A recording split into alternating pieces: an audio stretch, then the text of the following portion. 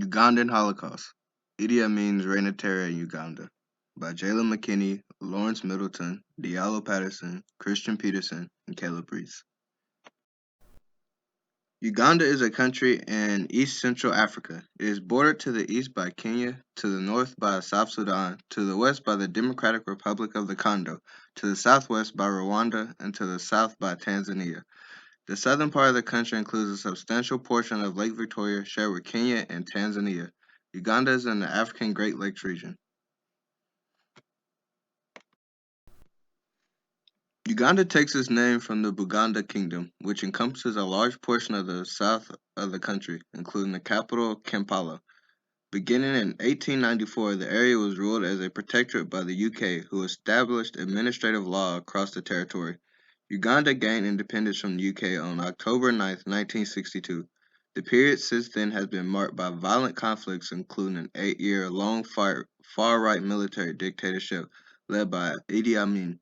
Additionally, a lengthy civil war against the Lord's Resistance Army in the northern region led by Joseph Kony has caused hundreds of thousands of casualties. Idi Amin's reign of terror in Uganda was a result of many years of political corruption and civil unrest within the region. Understanding the history of Uganda is key to being able to fully understand the reason behind Amin's reign of terror and the more current situations. Although there is not a lot of written history of Uganda before British colonization, what has been documented since reveals a pattern of cultural disputes between different ethnic groups in the region, which contribute to the current problem. British colonization would also assist in the growing divide between the tribes. Imperialism in Uganda. Before British colonization in 1890, the area now known as Uganda was a collection of different ethnic and religious groups. The Bugandans, who lived in the southern part of the country, was the largest group in the area. In 1890, the British signed a treaty with the Bugandans, establishing colonial rule. This was followed by the 1984 declaration that the British signed handing over Uganda.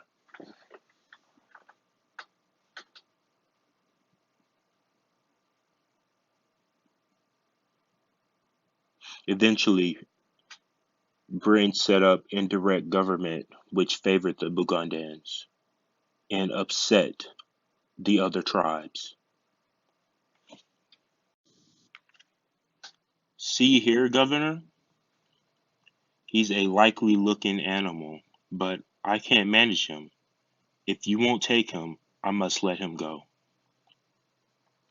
In this photo, it depicts a white African elephant as the country Uganda, and the two Europeans are trying to figure out what they're going to do with it. So eventually, they let Uganda go, such as the elephant. And the white elephant is an idiom, and it is seen as worthless.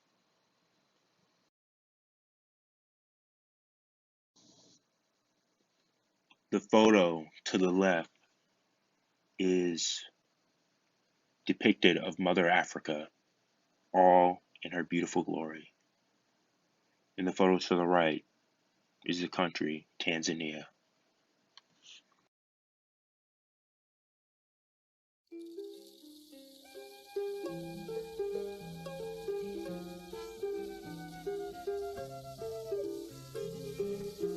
Eventually, Britain set up an indirect government which favored the Bugandans and upset the northern tribes. While the Bugandan people were being treated well, many northerners were forced to join the Ugandan army.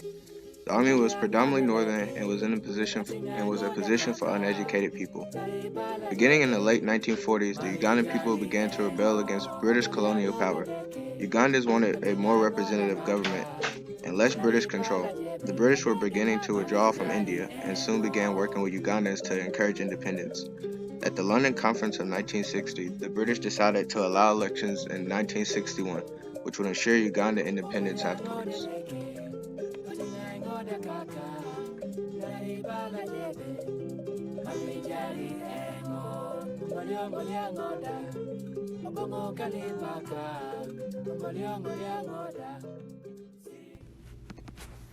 The battle for leadership. Two large parties formed in Uganda, which were the Uganda's People's Congress and the Kabaka Yeka, and they competed for leadership positions. The British favored the Kabaka Yeka government because they were mostly Bugandan, but the election results were in favor of the UPC party. So the British announced a new plan for Uganda. The British government said that Uganda would be allowed independence if they participated in the national government as well. This led to the Independence Constitution of 1962 and a separate Ugandan government. In October of 1962, the leader of the UPC, which is Milton Obote, was elected Prime Minister of Uganda. The former leader was the Kabaka, but Obote made great attempts to seize his power. Although he worked with the Kabaka Yeka in the beginning of his reign, in 1964 he began to try to consolidate his power. There was a lot of tension between the various regions in Uganda, and in 1964, members of the UPC party blamed Obote for an ivory scandal and attempted to overthrow him.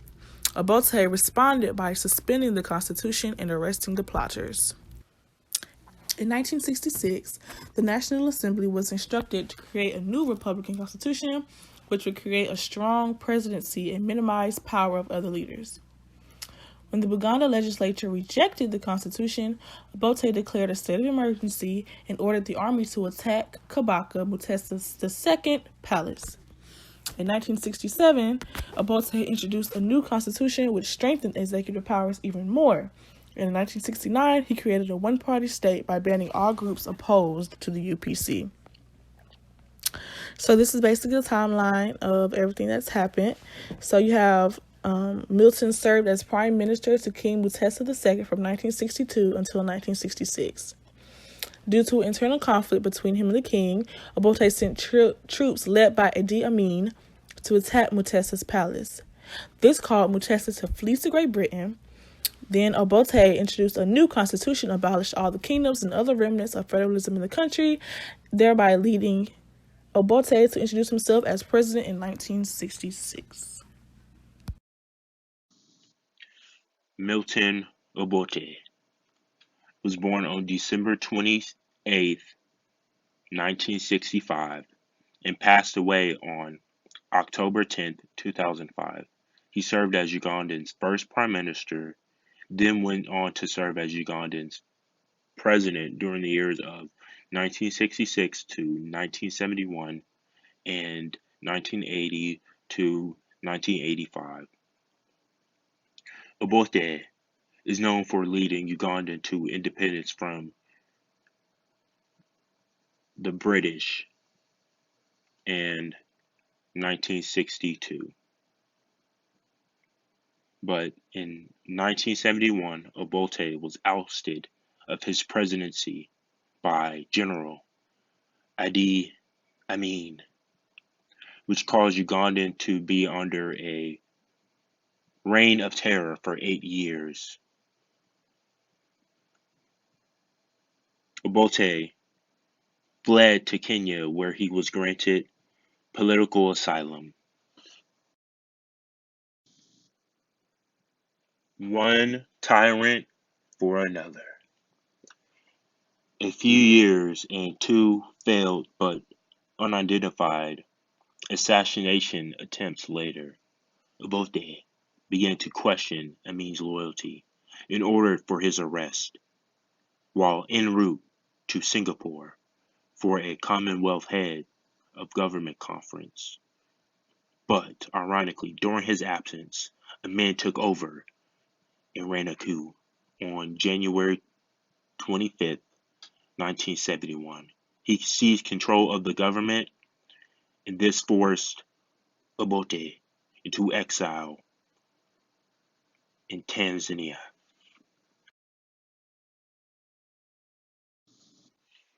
Amin's reign of terror. In the photo to the right, it depicts Amin eating his fellow brethren like a piece of chicken.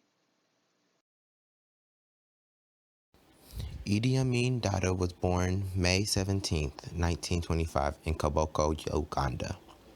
In 1946, Amin joined the King's African Rifles, a regiment of the British colonial army, and quickly rose through the ranks. Before his term as president began, he was one of the few soldiers given an officer rank and became closely associated with Milton Obote.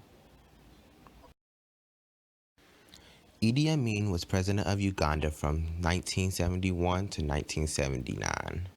In January 1971, Idi Amin staged a military coup and seized power from Obote. Amin declared himself president of Uganda, commander-in-chief of the armed forces, army chief of staff, and chief of air staff. He was known for his regime just based on the sheer scale of brutality. Amin ruled directly, shunning the delegation of power which was caused by his abrupt mood swings. Amin began to terrorize the general public through the various internal security forces he organized. He single-handedly led to the breakdown of Uganda's economy by expelling all agents from Uganda in 1972, publicly insulting Great Britain and the United States as well as numerous world leaders, and reversing Uganda's amicable. Based on a dream that Idi Amin had, he banished all Asians out of Uganda. They were not allowed to leave with anything they could not carry. Soon after, any foreigners not from Uganda were expelled from the country, and as a result, Great Britain and Israel cut all ties with Uganda. Amin had to befriend a Libyan dictator promising to convert the country to Islam, and also turned to Russia, promising to help them in the resistance of Western powers if ever needed. In August 1972, Amin declared an economic war on properties owned by Asians and Europeans. Amin issued a decree ordering the expulsion of between 50,000 and 70,000 Asians who were British passport holders. This was later amended to include all 60,000 Asians who were not Ugandan citizens. Around 30,000 Ugandan Asians immigrated to the UK and other Commonwealth countries. Amin handed businesses and other properties belonging to the Asians and the Europeans over to his supporters. The businesses were mismanaged and the industries collapsed from lack of maintenance, thus exacerbating the economy.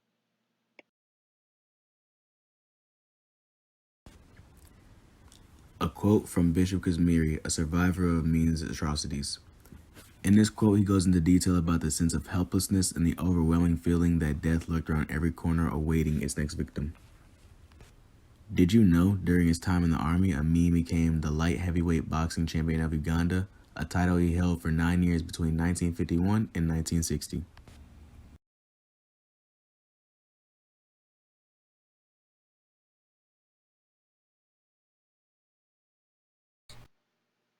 Over time, the number of Amin's intimate allies dwindled, and formerly loyal troops began to mutiny. Some fled across the border to Tanzania.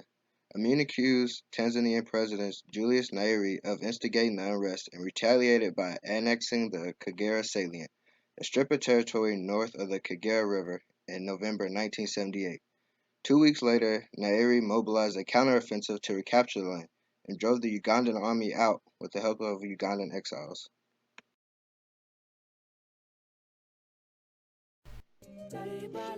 The battle raged into Uganda, and on April 11, 1979, Amin's reign of terror came to an end, and he was forced to flee when the capital Kampala was captured, as Ugandan exiles and Tanzanians took control of the city.